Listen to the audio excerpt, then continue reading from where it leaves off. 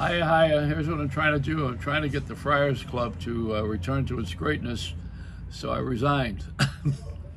No, really, the Friars Club is a famous monastery that was actually funded by Milton Berle, who was the first comic on television on NBC TV. He had a show every Tuesday night. He was the first television star.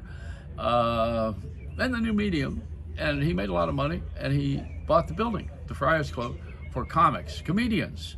And there were great ones back in the day too, whether it was Jackie Gleason or Lucille Ball, and men and women, Carol Burnett, Brad Skelton. They're all great comics. They had the Friars Club on 55th Street in New York, and that monastery was built on the idea that it looked like a church, and it was a worship place for show business, because at lunchtime you'd go there and sit next to someone famous like Barbra Streisand, and you would get goosebumps being there next to a star. And there was an agent accompanying her, and someone trying to make a deal. They had phones at all the booths. In those days, we didn't have the cell phones yet. And it was a glamorous place to sit down and have lunch. The lunch was very good. The service was great.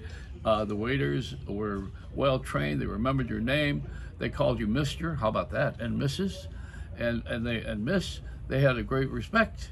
And it was a formal application, because you had to wear a jacket to go to the Friars Club. Men had to wear a jacket, and women always wore hats, it seemed, in those days. And I mean, not so long ago, But what happened? The latest of the Friars, the ones that are left over, are Robert De Niro and Billy Crystal. There's a Billy Crystal room. The last of the people who were running the place and were the abbots of the organization. I think it was Jerry Lewis was the last one. He passed away, of course. Then there was Larry King. Before that, someone who's very funny, also, they all are, and very talented, was Freddie Roman, who's down in Florida right now. He's still with us, thank God. We've had so many good people. I mean, everybody you ever laughed at and laughed with was in the Friars Club. It was the prestige of joining it and belonging to it, and having lunch with somebody, showing off, and dinner too, and the shows they had. The roasts were never done from the Friars Club. I think maybe in the early days they were done from the Hilton Hotel, matter of fact, because they were too big, too many people, and the Friars Club was a smaller audience.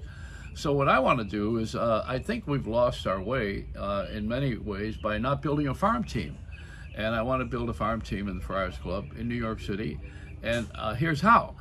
First of all, we need to get a television mogul or a television conglomerate or a big company that has like Disney has Hulu and all of their various subsidiaries. I don't think that we want to be on network television necessarily, but let's take one of those off channels. The one that I did the broadcast from, which was the first digital channel in New York on NBC, was the Peacock. And I was on there every night, 10 to midnight, before it was fashionable, from Times Square in the NASDAQ window. I did a show. You could see the shows on YouTube. But besides the fact of the matter of having the celebrities and the stars, I think we need to develop new talent. And we get new people to come and join us by being attractive.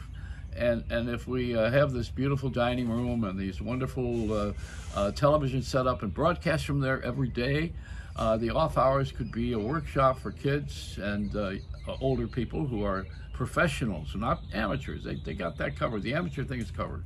But this is pros.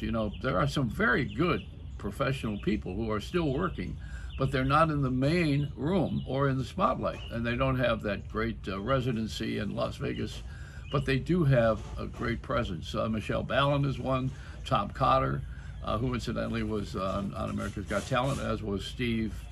I think Stephen Scott, I think they almost won America, but they're not amateurs, they're pros. They work all the time. These are three of the funniest young people, and you maybe don't even know them, and you wouldn't know them if you saw them on television from something else. But we have to give them the space that they need.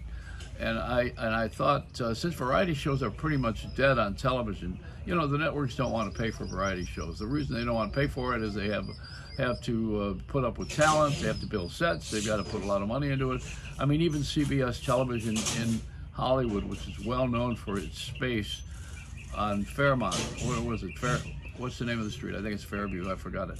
But that great studio they got rid of, and now they're broadcasting Wheel of Fortune from the Sony studios, which is Columbia Pictures, in another space that CBS doesn't have to pay the rental. I mean, they don't have to pay the mortgage; they pay the rental. That's what I meant to say. It's a business, you know, and so the business of the Friars Club, which is to have this great space where people could come and sit in a studio audience, a limited audience, small, and be on television and have a show there every day. That's what I'd like to do. I'd like to do a variety show. Nobody's done that. As a matter of fact, on radio, I was the last guy to do variety show, frankly. It's even said that in the Daily News. They said I closed the door on variety radio. There wasn't any more of a mix. Everybody was so formatted and so narrow and syndicated, but I was sitting there having a cocktail party without drinks, you know, every night.